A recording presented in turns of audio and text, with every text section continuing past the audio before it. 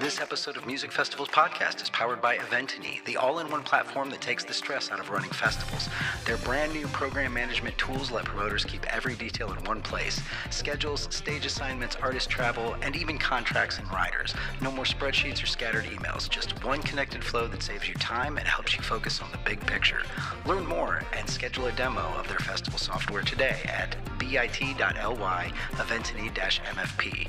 That's bit.ly Eventeny-MFP.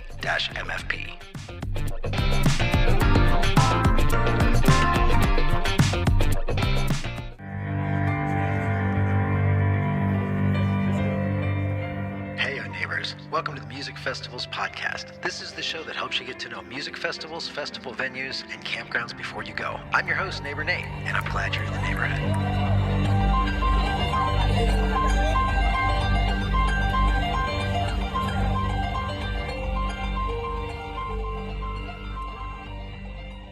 Welcome back, neighbors, to episode number 62 of the Music Festivals Podcast. This is the show that helps you get to know music festivals, festival venues, and campgrounds before you go. And as always, I am your host, Neighbor Nate. That has not changed as of yet.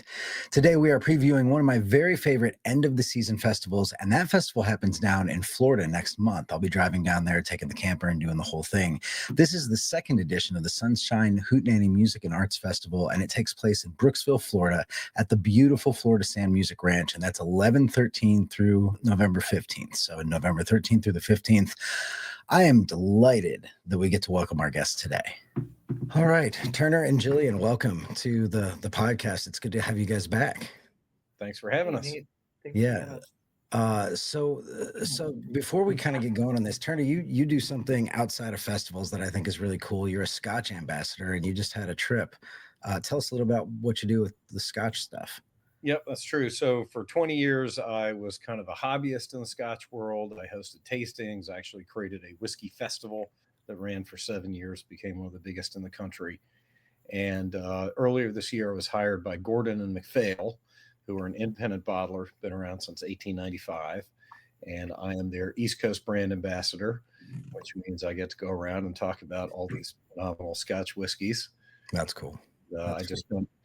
It is. It's very cool. And, you know, there's a lot to unpack in whiskey. There's history, there's science, there's art, there's, you know, how it's made, the production, the business side, all the flavors. I mean, you know, there's a lot going on there. Yeah. Yeah, that's interesting. Do you ever see a Scotch integration with any of the music festivals? Like is that even possible? With some of the Celtic events and the Highland Games and things like that, you know, but you know, that's more traditional Irish, Scottish, Celtic music, but absolutely, you know, Famous Grouse and a lot of other whiskey brands and Irish brands have gotten involved in that. That's cool. And Jillian, you spend a lot of time on rivers, or at least that's what you've been doing. Tell me about that. Yeah. You know, the rivers and the springs in Florida are these little hidden secrets, or they were to me. And every chance I get, any new one I can find, I want to be on the water therapy. It's amazing. Yeah. So is this like when you're paddling, you can see like manatees and stuff? Oh, yeah. We can see manatees. We see gators. We see fish. Today, it looked like a symphony of like mullets jumping. Okay. It was pretty cool. Yeah. That's There's awesome. beautiful birds. And I mean, there's so much beautiful wildlife and yeah. Well, that's very cool. Well, and that's a great segue. You're going to see some of that wildlife at Florida Sand Music Ranch. So we're talking about Sunshine Hootenanny, and it's in its second year this year, which is very cool. I'm very grateful I got to go to the inaugural Sunshine Hootenanny. Yep. But yeah, what was your take on year one, and what did you learn from that experience that you're kind of rolling into year two? So year one, the Hootenanny last fall was our third event, and it was the first time that we brought in national touring bands. So Mo was our headliner for 2 nights, and you know that really elevated us, and we got tremendous press from Jam Bass as well as Relics and Live for Live Music and so forth. So you know that was a major shift in production, budget, and response, and so forth. So Jillian add something else she wants to. Yeah, I think the entire package of these really incredible performing bands, Dogs in a Pile, Karina Reichman, Mo, that it kind of brought us into this new level of Yeah. production of everything. Yeah, and I thought it was appropriate that Mo opened with St. Augustine. Like that was like the perfect opener for, you know, a Florida festival. So how is the ranch? We've talked a little bit in the past too, but I know the first year we were there, a lot of the boondocking area was kind of covered up by water because of the hurricanes and things like that. How's it doing this year? It seems like it was a little bit of a drier year. So how much space is there? It's been a much drier year, and the ranch is in very good shape. For people who've been there before, the field isn't entirely back, but it's probably more than half drained. Okay. Yeah. All of for sure, more than half. Yeah. So, you know, so the big fire pit out there is accessible, and the area that's in the trees that was pretty soft and a little risky maybe to drive on, that's all fine now. And the area behind the mobile stage and kind of the vendor area, which was flooded last year, all that water is receded, so we can use those spaces. Yeah, because the only time I had seen was videos of other festivals previous years, and I'm like, where's that field? And it was literally like underwater. I remember I was flying my drone at one point, and a guy looked at me and goes, "You don't want to take that drone too close to that water." And I go, "Why?" He's like, "Gator will jump up and get it." I kind of thought about it. I looked it up online, and I guess they do that. Live and learn. But well, so that's great that you guys are going to have more camping space now, and that's going to be for boondocks. And for folks that are just catching up to you, this is again the Florida Sand Music Ranch in Brooksville, Florida, and the festival itself is happening November 13th through the 15th, correct? Yes. Correct. Yeah, so 13th through the 15th, and you guys have, I think, what is a killer lineup this year. You've clearly started to invest money in that. So who are you bringing in this year? Well, I have a little flyer right here. We're very excited. Yeah. So our Saturday headliner is the Terrapin Family Band with two members of Mo, Al, and Vinnie. Mm-hmm. So it's kind of a nice callback that they're coming back, and we'll be participating in the event. And this is a first-time lineup with the Terrapin Family Band and those guys. Okay. Really the Family Band. Right. So yeah. That's very unique. Taz Niederauer is the support act right behind them, right, you know, before them. On Friday night, we've got Daniel Donato's Cosmic Country, huge up-and-coming country rock artist. Yeah, Donato is incredible. If anybody hasn't figured out what Cosmic Country is yet, just look up Donato, Daniel Donato's Cosmic Country, and check out, you know, he's got videos all over the place. But it's hard to peg what they actually do, like what it actually is. Like they'll be honky tonk 1 minute, and then the next minute they're in like a Jamtronica dance club thing that you don't know where it came from. It's really interesting. Right. It's good to have variety. Yeah. Yep. So Mountain Grass Unit also plays Friday. They're a really on fire young bluegrass band. They just graduated from college in the spring, and they've had a really busy summer with lots of great response. We're excited for them. Eggy is our headliner on Thursday night, and we have some other bands, but why don't I let Jillian talk about some of all those other bands? I'm not the one that grabbed the flyer, but thank you. Yeah, I'm really excited about even some of the Florida family bands that we're bringing back that haven't been on Florida stages in a little while. A lot of Jacksonville folks coming. Bonnie Blue, who's also been blowing it up like all over Georgia and the Carolinas, and then Bonnie Blackwater Grease is also a Jacksonville. So I'm excited to have them back on stage. The Magic Beans are going to come and visit us from Denver on Thursday night to support Eggy, and I'm really excited about that. That's cool. But honestly, like there isn't one band that I can tell you that there isn't something I'm excited to see from them. Yeah. I think that our lineup this time is really exciting. The sound of the regional lineup too, of like the regional bands that are in the Florida, Georgia area. I don't think I realized just how unique it is. Like it's very much Southern rock, but everybody's kind of taking that and evolving it into something else too. And I've seen it at other festivals down there as well.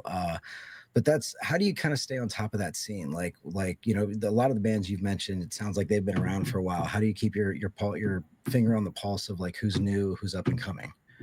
You know, I think just trying to keep my ear open and constantly asking for, hey, what are you listening to? I want to know what's new in everybody's ear.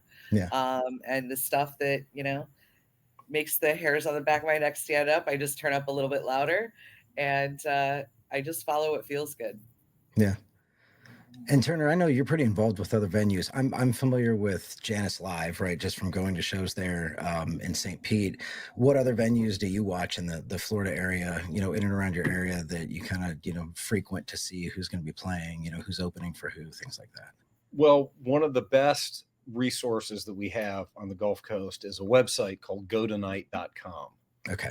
And they're actually sponsored. We've been working with them, and I've known Sherry for years and years. And it is a tremendous, comprehensive list of all the venues and almost all the shows that go on. And if I'm looking for something to do, you plug in your zip code, 10 miles, 20 miles, 50 miles, however far you want to travel.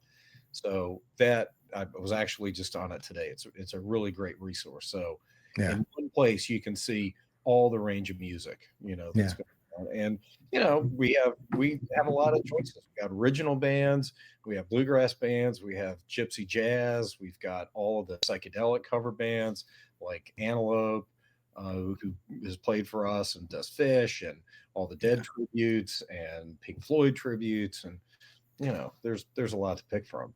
Yeah, that's cool. Do you know if so is that a Florida thing only? The website you were talking about was the URL again? It's gotonight.com. Gotonight.com. Is that Florida only, or do they have plans to expand to other markets? I think it's Florida only right now. I'm not sure what else she's doing other places. Yeah. But it came from Where Will We Go Tonight? Yeah. Well, it's such a good idea, because I find myself at even up here, I'm like, oh, I got nothing to do tonight. I wonder who's playing. And then I get on a million websites and go look at all the local venues. It'd be nice if you had one search engine that you could just go find them. Yeah, so it's kind of like Jambase, for the local scene, and it's got everybody, so it's really good. That's cool. We were talking about some of the local acts, Florida acts. Jessica Jones, we're excited to have her. Moonstone Riders kick it off on Sunday. There's a band called Prodigal Sons, and I went out with my friend and our recording kind of mentor, Harry Popick, who worked for Grateful Dead for 20 years. Okay. And Harry and I went out to see this band, Prodigal Sons, because they're friends. I didn't go out to scout them. At the break, I went up and I was like, "Hey, are you busy on November?" Right. They're that good, huh? That's cool. I was blown away. Their harmonies are great. Yeah. I've known them for a while, but I've never seen this lineup, and it's some Irish music, and then some Crosby, Stills and Nash, and I think it's going to be some really fun afternoon music. That's really cool. But it is Saturday afternoon, Turner. You did say Sunday, and I don't want anybody to get confused. Sorry. Yes. Saturday afternoon. Yep. Sorry. No. Yeah. We wrap up very late Saturday night. Yeah. So, and I should also mention we have a talented banjo player, artist at large on Friday. Right. Willow. Yeah. Willow Osborne's coming. She's played with Daniel before, Yep. and making introductions to some of the other Friday bands to see if she wants to do some collaborations with them. Yeah, and folks who watch this show, we've actually talked with Willow. She's great. She's super talented. She played for us one time, and then I had the chance to watch her. This was at Daniel Donato's Camp Cosmic down at the Caverns in Pelham, and she was very instrumental in the late night jam sessions, helping to lead those and whatnot. So great choice as an artist at large, because she can play with anybody. And playing banjo with anybody is not an easy thing to do. Right. So pretty cool stuff. That's good. Well, you mentioned the late night jams, so we have a little bit more structure than we've had at some of the past events. On Thursday night, members of Bonnie Blue Bluegrass Band are going to help lead the acoustic jam. Okay. Thursday that starts at 11, because that's the live music cutoff, the amplified sound cutoff. And then on Friday night, Rich Sheldon is going to lead the acoustic jam that starts at midnight. And Rich is one of the hardest working musicians on the Gulf Coast. His band has played for us twice, once as a Stones tribute, the Strolling Moans, and then once as his band. Yeah, that's cool. That's very cool. And I kind of like, I know this is a point of contention with some folks, but I like the 11 o'clock, 10 o'clock music cutoff. If you go to like traditional bluegrass festivals, right, it's usually like 9 or 10. They cut the music because they want to encourage the campfire jams, right? And that's how the tradition of the music gets passed down to the kids and everything else. So I like the festivals, whether they're doing it because they have to or not. I still think there's something about that, right? Like, you got to create the environment to let the jams happen, because who knows what comes out of that jam and who ends up hitting the stage next, you know? Right. So yeah, the other piece of this too is sponsorships are changing a lot in the festival industry. Who did you target as sponsors this year? Like how do you kind of design the alchemy of what is the right mix of sponsors? Well, we're lucky to have some sponsors who've repeated past events, and we're talking to some new ones. And there's one stage sponsor who we're just wrapping up the very final details of, and I'll let Jillian talk about them in a second. And we're, I think, 99% done getting that wrapped up. So I'll let her talk about them. But we've got sponsorships with, as I said, GoTonight.com. That's mutually beneficial because their audience is our audience. Similarly, WMNF Community Radio, they've been around, I think, for 40 or 45 years now. Okay, interesting. We're so excited to have them back. Southwest Florida Live is a event website, news website, partnering with them. We worked out a deal with our golf cart provider. So Sweetheart Golf Carts, that's mutually beneficial. We're using their stuff, and they have some extra logos around. Yeah. Music Compound, Sarasota. Music Compound is a instructional facility, and they have youth artists and stuff like that. And of course, our partners ongoing, the Will McLean Foundation, who owns the Florida Sand Music Ranch. It is owned by a nonprofit agency. It's not a for-profit venue. And they've got some big bills. They just had a $40,000 or $50,000 electric bill, improving some of the infrastructure. Yeah. And, you don't think about those kind of things until you've plugged in a whole bunch of RVs at 50 amps. And well, that's what's so crazy to me down there is you go to a festival in Florida, and like, at least in Florida Sand, the majority of it is RV. There's tent and everything, but it's a huge RV campground. The one you were at in the fall, only about a third of the hillside camping was available because of hurricane damage, but all that's been opened up. So we'll go on a golf cart. Up Zip around. That's cool. Yeah. Well, that's awesome. Like, I think you guys are doing a great job with that. It seems like RV's actually sold out, or Powered RV is sold out. You guys still have some tickets available though too. So what are the current prices at? Are tickets going to be available at the door if you decide that weekend you want something to do? How are you guys working that? Well, I'll answer that, and I'll let Jillian go back and talk about the one sponsor who's taking care of our mobile stage. But we just released single day tickets on sale. So Thursday $65, Friday and Saturday are $75. Kids 12 and under are free. Age 13 to 21 are half off. Okay. A 3-day pass is $175. All the music passes include walk-in primitive camping. You can bring your car in for $25. We, I think, are around 75% sold out on RV spots. Jillian would. Yep. So we have some RV spots left. They're $200 with water and electricity. And I think that covers most of the ticket stuff. Okay, cool. So people are still able to get this because it's a great lineup. Like, it's, especially if you've never seen, Donato or Mountain Grass Unit, definitely catch the tour, because this is the year where you get to say, you saw them fairly early on. Like, they've been around for a while, but both of those bands in the last year have hit such an arc, like, in terms of where they're going and where they're playing. Well, and the tickets, as I said, they include primitive camping, but they also include all the activities. Yeah. So yoga, kids stuff, arts and crafts, silent disco from midnight to 2 a.m.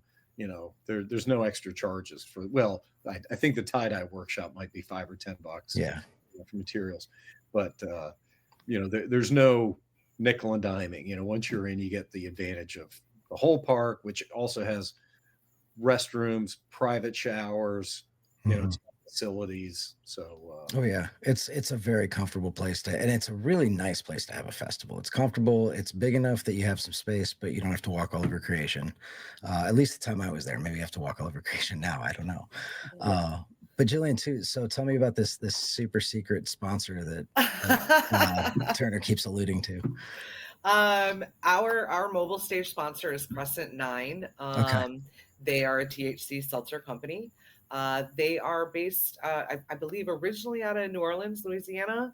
But then I'm pretty sure they have a big hub like Atlanta, and now they're moving into, our areas. And it's a small world, and it's funny how you do connect with someone that is in the scene, wherever that may be, and 7 degrees of connection. And now I have a new friend and an amazing sponsor, and That's awesome. so Crescent 9 is coming to support. They also are good friends with Daniel Donato and all of that, so it's all really like simpatico. We're excited to have them join us. I'm excited to try their product. It's a wonderful alternative to people that don't drink alcohol anymore, that still are looking for a nice fun evening. And so I'm really excited to have them join us this year. I mean, it's fascinating to me, like how big that trend is picking up. I recently saw it again down in St. Clair, Missouri, at the Pickin' on Picnic, and one of their key sponsors was a cannabis beverage company. And I mean, like the whole 9 yards, cannabis lounge and whatnot. But it reminded me of like when you would go to a formal trade show. Like that's how legitimized the marketing around the beverages was. And that also kind of reminds me of like, if you think like, I think it was 20 plus years ago, nobody ever heard of this little company called Red Bull. What was an energy drink, right? And now you look, that's a global power at this point. So it's going to be interesting to watch what the THC infused drinks do. I think some estimates are saying that the sales, by 2030 are going to top like a couple $100 million or something. So, or maybe I'm not surprised at all.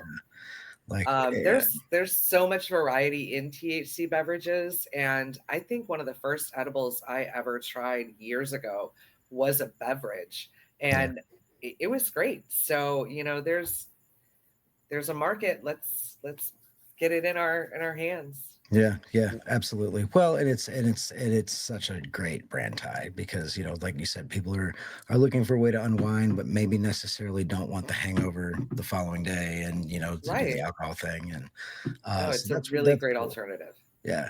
Well, I'm excited about that. They're going to have a big presence too. They're sponsoring a stage, so that's good. They're sponsoring a stage. They'll have a booth out there. Their beverages will be available even to the attendees. Yeah. So we're excited to share this with our little world. Yeah, I'm excited to try it. It's great. What do you think so this is again round 2 of this year 2. What are you most looking forward to for this year? Like what's something that you're like, I just really can't wait till this happens? Personally, like I can't wait to look across the sea of people and watch happy, smiley, dancy. That's everything for me every time, to see everybody enjoying and just see the wave of movement to the music. So that's always my highlight. That's cool. Turner, what about you? Well, the same thing. It's, great to see a packed house and everybody happy and the band happy, the artists. And I'm also looking forward to seeing a bunch of friends. Some of my college and high school friends came down for the Hootenanny a year ago, and they're coming back and bring, a couple more friends. So reunion of people that used to do the same thing decades ago. Yeah. And that's really what got me into it. I've basically been a deadhead since the mid 80s, and, seen hundreds and hundreds of concerts and over the decades, and it's nice to be able to bring that kind of party to town. Yeah, that's awesome. And I have to throw it. I'm personally looking forward to seeing you, Jillian, in the actual owl suit. Are you doing that again? Oh yeah. Of course, you can't not. Yeah. You cannot. Actually, between us, I have mentioned that maybe Turner should take a turn. That could work, actually. That could work. I'll be busy right then. Yeah. If it happens, I can guarantee you that there will be cameras rolling. Like it has to happen. It will happen. So No, I'm looking forward to getting down there. You do a great festival, and it's a great venue. Like seriously, if anybody has not been to Florida Sound Music Ranch, it's not an expensive destination to get to. It's even if you have to fly, it's cheap flights. It's not a high ticket to get into a great festival with that kind of a lineup. So definitely, if you're squeezing one more in, squeeze it in Florida. Yeah. That's the way to do it. We're So, 45 minutes from Tampa. right. Yep. Easy to get to. And but before this, I was thinking a little bit, about where we've been. And 3 years ago, we didn't exist. Yeah. So this started really in the very early winter, January, February of 2023. So we're not even 3 years in. This will be our 5th event, and we're able to reach now somewhere around 10,000 people between our social media and our email list and everything else. So, it's great. We're on a good trajectory and building brand awareness, building an audience, the word's getting out there. About half of our folks come from the Gulf Coast of Florida. Yeah. For the last 2 events, we've had people travel from 12, 13, 14 states, people all over. So I love that. I love people being able to travel for. Well, and that's, I think there's something too about like you want to hold on to that last little blink of summer. And if you got to go south to do it before, because up here it's starting to get cold, the leaves are falling, I'm in a sweatshirt today. So like I'm very excited to get to Florida. It's a nice 70, 80 I got degrees. sunburned today. Right. It sounds awful. But it is fall weather today, Jillian, for the first time. It was beautiful. It was so cool, but yeah, I would give anything. Like for us, the weather's changing. Like it's gone from 95 to 85. Yeah. It's like, True. It's true. Yeah. Well, I think it's going to be great. The weather's going to be great. I'm looking forward to seeing you guys and being down there and having a good time. So thanks for doing this. Thanks for taking on the task of, putting one of these things on. It's a lot of work. Well, thank you. Thanks for all the support. And we look forward to seeing you. And we're excited for your tent that you're going to set up for interviews and talk to some attendees, talk to some artists. Yep. And I think that's great. We're going to be doing it up. So cool. Well, we'll look forward to, again, that's the Sunshine Hootenanny, and that is happening as soon as I get my notes up here. That is happening. Turner, help me out on the date because I lost my notes. November 13th through the 15th. Thank you. November 13th through the 15th. This is what happened. We're recording this late at night. This is what happens when my eyes get tired and I can't see the screen. But yeah, I'm excited to get down there. Sunshine Hootenanny. So thanks again for doing this. We'll see you guys soon. Thanks. Nate. See you soon. Yeah. See ya. And that's it for this week, neighbors. Make sure to check out the Sunshine Hootenanny Music and Arts Festival, again, down in Brooksville, Florida. That is such a blast. It's a great festival to end your year on, and it's for a lot of the people around, it's the last festival of the season for the most part. Florida gets to do that. They can extend summer one more weekend. You're going to see Mountain Grass Unit, Daniel Donato's Cosmic Country, Eggy, Magic Bean, Terrapin Family Band with special guests from Mo. So it's going to be a great time. If you are looking for one more party this year, make sure to get down to Florida to the Florida Sound Music Ranch, and you can enjoy all of that as well. We are also going to be streaming from that festival, and we'll have a whole crew down there. And so if you can't make the trip, make sure to at least turn into the live stream, because that way you'll get to catch some of those great performances as well as a bunch of other stuff that we have planned. We are also live streaming this weekend from Creepin' at Reel 4, and that's at the Powers Farm over in Pennsylvania. I've got a quick drive this morning out 70 to get out there. This is an event that's hosted by Chris Powers and Sarah Haywacker and Christina Powers, and that's happening this weekend, the 10th and the 11th. Costumes are definitely encouraged, so that's going to be a lot of fun, and you can still get tickets to this, especially if you're in the Ohio or Pennsylvania area. Get some tickets, check it out. It's going to be Acousticuca, it's going to be John Welton and the Awakening, and a few other bands that I think are going to be a lot of fun. So you can get those tickets at bit.ly/creepin4. That's bit.ly/creepin4. There's also going to be a link in the show notes to that, so make sure to look to that. Make sure to visit musicfestivalspodcast.com and subscribe to the neighborhood newsletter. That comes out with announcements of live streams, news and updates on festivals, brand partner offers, documentary announcements when we're doing those at festivals, as well as some upcoming subscriber events that are going to happen at a festival near you. You can also get discount codes from our affiliate partners, including Custom Made Casino, Outdoorsy.com, Innakim Electric Scooters, Melted Mind Designs, Cast Magic, CapCut, Opus Clip, and Hoem. Very delighted about that. Next week, we are finally going to bring you that Poe Road Music Sanctuary Sacred Harvest Festival recap. That was in Grand Rapids, Ohio, and that has a lot of great performances that we're working through to kind of get those clips ready to go, plus some aerial footage. So make sure to take a look at that when it comes out next week. You'll have a lot of fun. If you are listening to the audio podcast, thank you very much. Appreciate that. But please, as soon as you're there, rate the show on Spotify and Apple, and then head over to the YouTube channel to subscribe there and make sure you get all the videos, including festival documentaries and all of these shows and the other interviews that we do. You can join the conversations there in the comments or with your neighbors at the Music Festival's podcast Facebook page, or you can find me on Instagram at Neighbor Nate Fests, right down there, Neighbor N8 Fests, or just at Nate Regs. That's my God-given name.